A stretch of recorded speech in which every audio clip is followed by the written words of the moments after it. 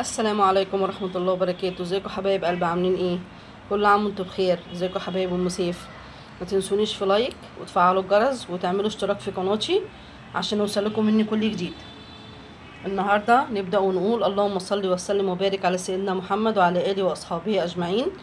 احنا عملنا الغدا ده النهارده. عملت بسم الله الرحمن الرحيم، عملت مسقعه باللحمه المفرومه، تمام، وعملت مكرونه، وعملت فلفل مقلي جنبهم عشان طبعا عندي جزء ما بيحبش الحاجه حراقه، تمام. انا عملت جنبها مكرونه، اللي حابب يعمل جنبها مكرونه يعمل، اللي حابب يعمل جنبها رز يعمل، عشان هي بالبطاطس احنا بنحب جنبها مكرونه او رز مش مشكله. وطبعا في ناس بتاكلها كده وخلاص من غير اي حاجه، بتاكلها بالعيش يعني، تمام. ده حبايبي غدا النهارده. طبعا انا هشرح لكم المسقعه باللحمه المفرومه انا عملتها ازاي. اهي انا عملت المسقعه ازاي.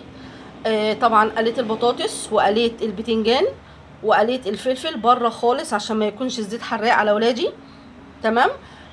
قليتهم عادي خالص. بعد كده عصقت اللحمه، عصقتها ببصل وفص توم صغننين جدا وبقرن فلفل طبعا مش حراق، رومي، تمام، عشان ما يبقاش حراق على ولادي. ورحت معصجه اللحمه.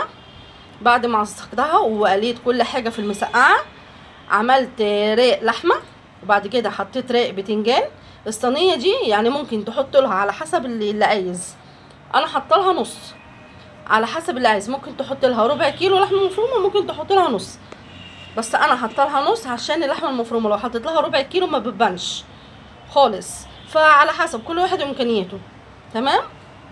عملتها، حطيت رق لحمه مفرومه، بعد كده حطيت بطاطس وبتنجان عليه، بعد كده حطيت رق لحمه مفرومه تاني، بعد كده حطيت البطاطس والبتنجان تاني، تمام يا حبايبي. ده كده ايه المسقعه، انا رصيتها رقات فوق بعض، تمام كده.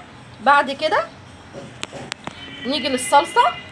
عملت فصين توم دقيتهم وحمرتهم، نزلت عليهم بنقطه خل بتديها تيست عالي جدا، بتبقى حلوه جدا، نقطه خل فوق التوم، تمام. بعد كده نزلت عليها بالطماطم، وحطيت التوابل بقى فلفل اسود، كمون، بهارات، على حسب اللي عندك، وحطيت واحده ماجي وخلاص على كده. وبقيت يا حبايبي بالمنظر ده اهي. انا عملتها كده، رحت حطها فوق الشوايه شويه، هتديها طعم حلو قوي برضك.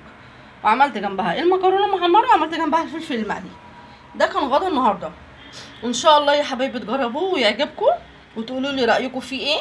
وانتظروني بكل جديد وجديد مع ام سيف للاكل البيتي، او عفوا يوميات ام سيف، لان انا غيرت اسم القناه من ام سيف للاكل البيتي يوميات ام سيف، تمام يا حبايبي. وعايزه اشتراكات كتير كتير وتعليقات كتير وكومنتات، تقولوا لي رايكم في الغدا بتاع النهارده ايه وتجربوه.